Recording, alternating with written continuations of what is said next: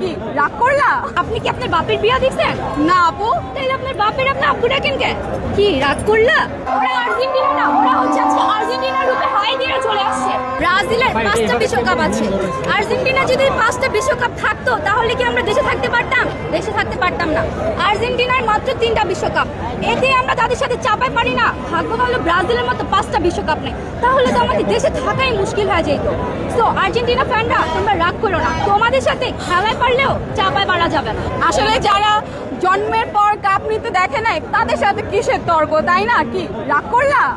শোনো, আমরা কাপ দেখে সাপোর্ট করি না, আমরা মন থেকে সাপোর্ট করি। আমরা হারলেও ব্রাজিল, জিতলেও ব্রাজিল। ও তাই নাকি? জান্নাত আপু, আপু তোমার বয়সটা কত আপু? 16 আপু। এই 16 বছর বয়সে বাপের পরশে জীবনে কোনোদিন ব্রাজিলের কাপ নিতে দেখছো আপু? না আপু, আপনি কি আপনার বাপের বিয়া দেখছেন? না আপু। তাহলে আপনার বাপের আপনি আব্বু ডাকেন কে? কি রাগ করলা? হ্যাঁ রাগ করলাম। আসলে আপনারা আজকে দেখতেই পাচ্ছেন যে আজকে হচ্ছে ব্রাজিলের খেলা।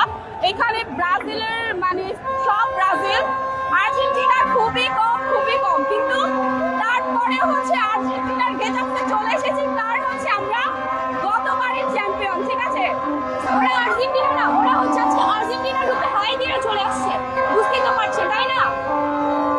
আর ওরা প্রথম এর আগে খেলা আপনাদের মনে আছে, হেরে গিয়েছিল সৌদি আরবের কাছে, খেজুর খেয়েছিল, আপনাদের নিশ্চয়ই মনে আছে। আমরা তো ড্র করেছি, আমরা তো প্রথম ম্যাচে হেরে যাইনি, তাই না? আসলে ব্রাজিলের এত বড় বড় কথা কেন আমি বুঝি না। এত তো ম্যাচ ড্র করেছে, জিতে নাই, এর মধ্যে এত বড় বড় কথা বলে, এত চাপা ওদের, কি একটা অবস্থা। শোনো, আমরা হারি নাই, আমরা ড্র করেছি, তোমরা কিন্তু হেরে গিয়েছিলা। ওদের সেভেন আপ বলতে চাচ্ছি না, এখন তো ব্রাজিল অনেক বেশি, আমি একটু ভয় আছি, একটু ভয় আছে। আচ্ছা, আজকে খেলা জানি কয়টায়? 6টা 30-এ। আপনারা তো 6টার ইতিহাস সবাই জানেন যে কি হয়েছিল সেদিন। 6টা কারা খেয়েছিল, তাই না? আমরা কিন্তু সাতের ইতিহাসও জানি। কিছুদিন আগে কিন্তু জার্মানি আবার ওদের মানে ইনডিরেক্টলি কিন্তু ওদের সেভেন আপ দিয়েছে, ঠিক আছে? আর্জেন্টিনা আর ব্রাজিল দুই পক্ষের এই যে যে যুক্তি এবং তর্ক বিতর্ক, আনন্দ ফুর্তি খুবই ভালো লেগেছে আমার কাছে।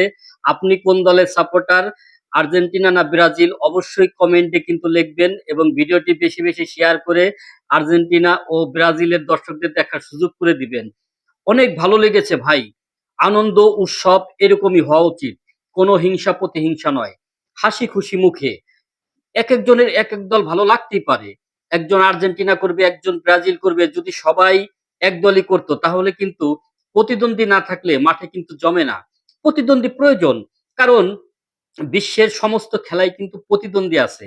তবে আমাদের এই যে বাংলাদেশের ছেলেমেয়েরা যে উৎসবটা করতেছে এই ফুটবলকে ঘিরে, আমার কাছে খুবই ভালো লেগেছে যে এই ধরনের মন মানসিকতা থাকা ভালো এবং উৎসব সবার মাঝে ভাগ করে নেওয়া ভালো।